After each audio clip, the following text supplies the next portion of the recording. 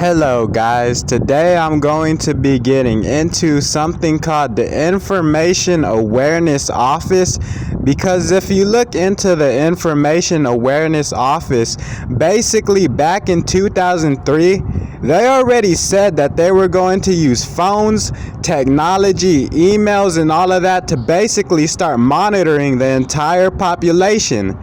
So if you look into the Information Awareness Office and you look into Darpa, Lifelog, you realize that your government has had an agenda to basically monitor every action and every experience of the individuals within the human population. And let me show you on Wikipedia and all of these websites where they admit they wanted to stalk everybody and monitor everybody using technology. Now, right here it says this was achieved by creating enormous computer databases to gather and store the personal information of everyone in the United States, including personal emails, social networks, credit card records, phone calls, medical records, and numerous other sources, without the requirement for a search warrant. This information was then analyzed to look for suspicious activities, connections between individuals, and threats.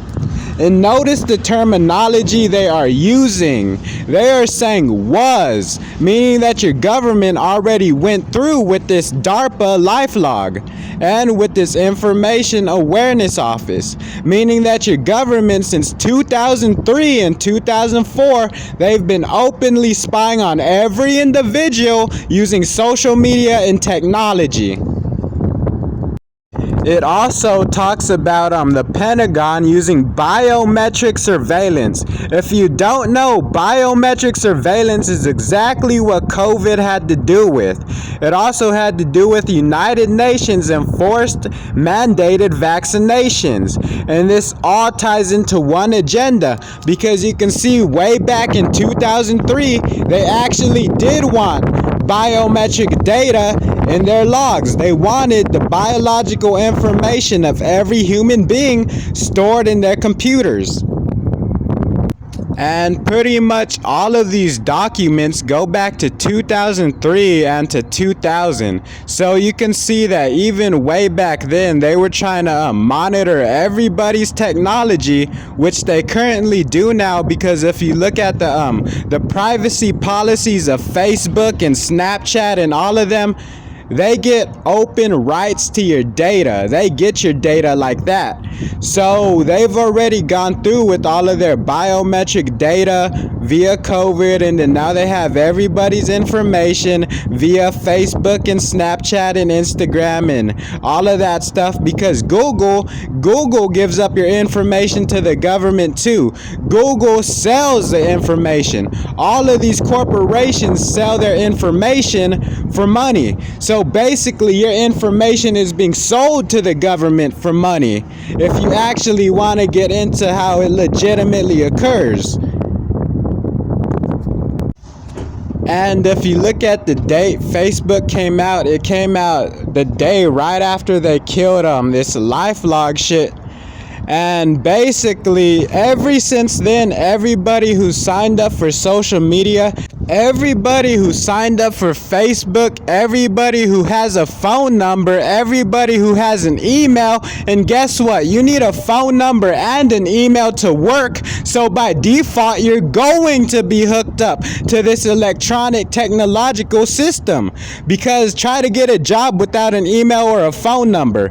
It's impossible, and that's why we have this technology, because you cannot be monitored unless you have a phone number and email and all of that. So yes, ever since 2003, your government has admitted they want to watch you via your cell phone. And you can thank 9/11 and Osama bin Laden for the reason it's all happening now. And then now they want to make up these red flag laws to where if you're a conspiracy theorist, they come to your home now. So all of this, you can see where it's going, and yeah. because they say that anything that gets put onto the internet will always and forever be on the internet. And that should have told you right then and there that there was a database for almost everything that was done on this technology. So by default, they told you long ago that yes, everything you were doing on these phones was being recorded and stored. They've even told us on Snapchat, oh, don't send your nudes because people who run Snapchat, they get to see your nudes. And yeah, they admit it in their privacy policies. They get to see every image and every video you send on Snapchat, and it stays within their databases.